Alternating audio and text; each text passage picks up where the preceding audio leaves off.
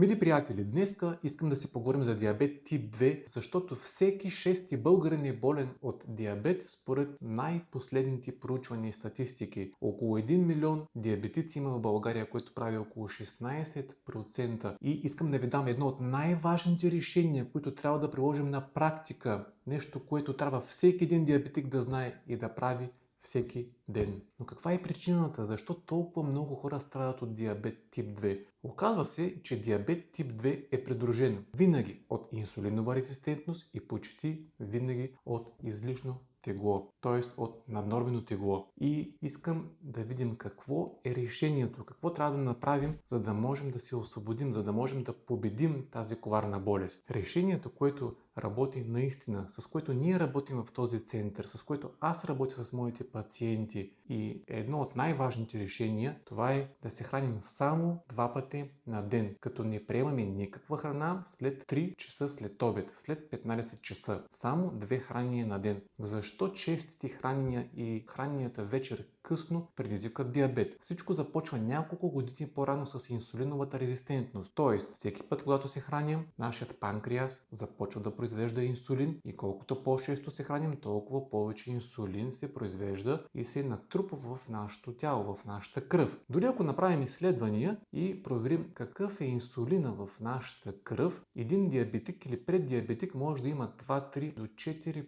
пъти повече инсулин, което означава, че той има инсулинова резистентност. Какво е решението? Решението е да се храним само 2 пъти на ден. Сутрин и на обяд. Т.е. закуска и обяд. Без вечерни хранения, без междинни похапвания. И по този начин инсулина бавно започва да спада в номиналните норми и след това захарта също започва да спада. Има, разбира се, и други решения, ще си поговорим други път за тях, но едно от най-важните решения за диабет тип 2 е 2 хранения на ден. Би ми било интересно да напишете в коментарите трудно ли е да се направи това. Къде е най-голямото предизвикателство?